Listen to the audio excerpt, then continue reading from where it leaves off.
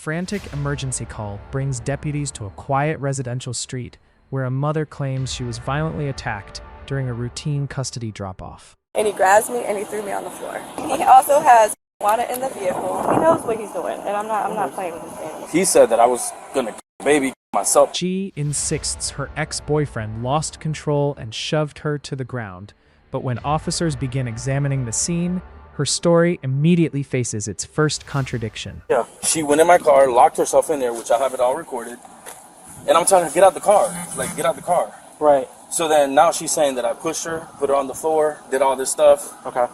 Now she's, oh, you're gonna go to jail, you have a pen, and the whole time I'm recording her, like, you're crazy. She's crazy. Can you show me the recording? Sure.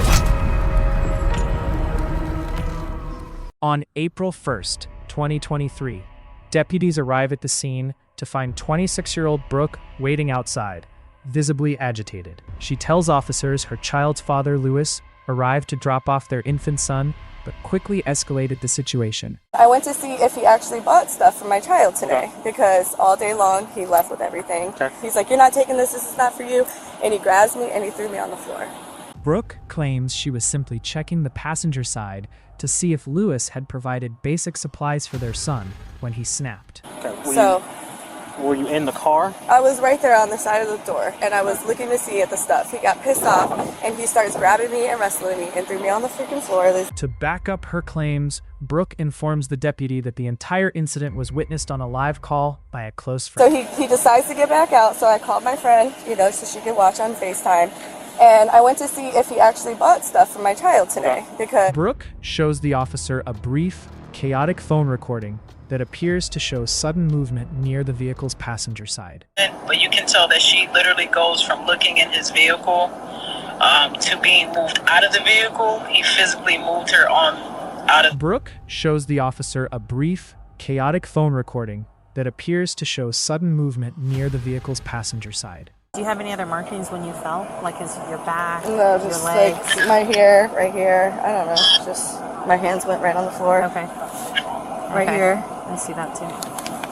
While one deputy evaluates Brooke, a second officer approaches Lewis to hear his version of events. Lewis insists he came only to drop off the child peacefully, but Brooke refused to let him leave. Put the baby here because I do not want to be in here. I understand. So put the baby here, and then she comes walking out.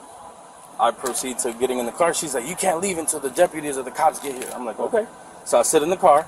According to Lewis, after he agreed to wait inside his vehicle, Brooke walked away, leaving their helpless baby completely unattended on the porch.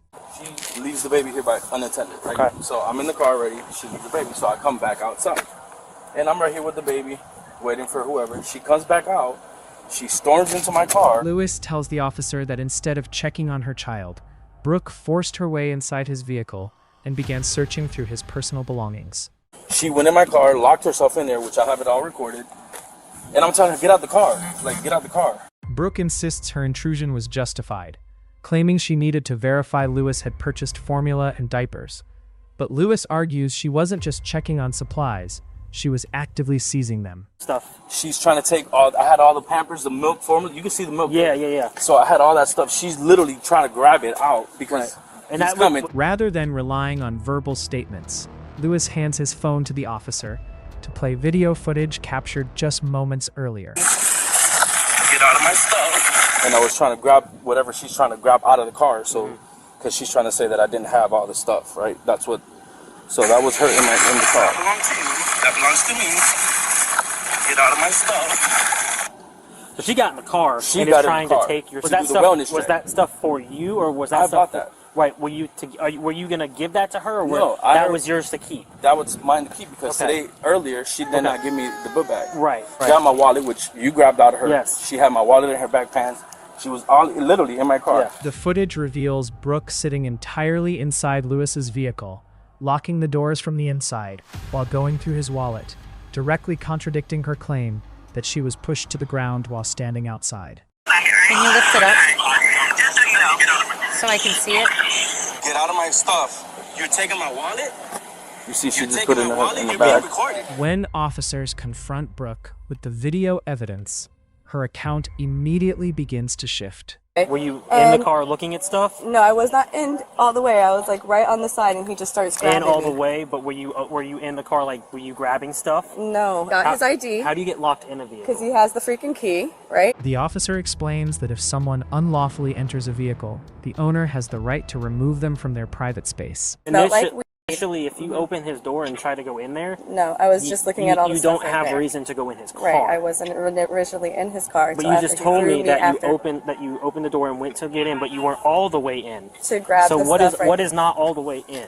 Okay, so you know how when you open the door Yes. and you start grabbing stuff to Yes. see? That's what I did. I was So my half you of my went in body the went car and was to see. grabbing stuff. to see if he Right. bought stuff for the baby. That's But right. you don't have reason to go into his Okay, car. but he doesn't have reason to grab me and throw me on the If floor. you are going either. into his car grabbing stuff, he can throw me out the car.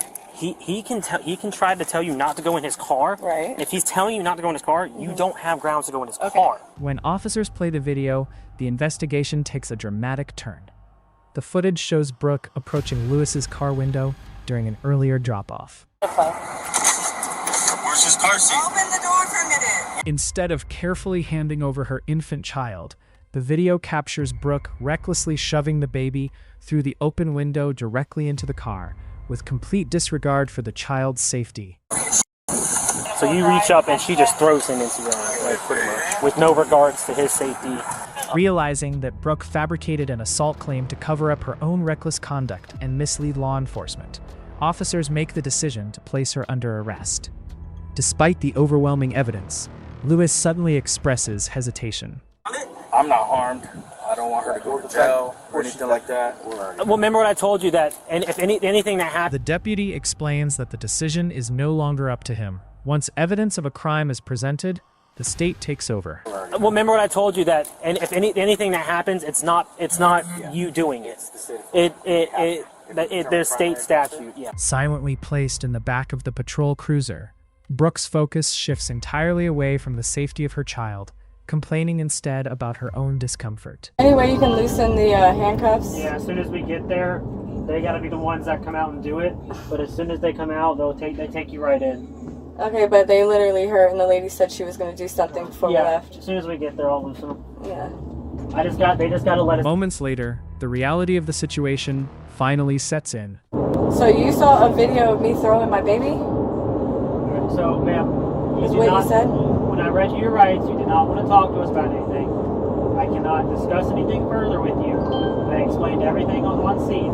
If you have any other questions and stuff, I can read you your rights, and then we can talk, or you can wait for the report. 26-year-old Brooke was officially taken into custody and charged with child neglect without great bodily harm, alongside domestic battery. What began as an attempt to control the narrative ended with her own actions caught entirely on camera.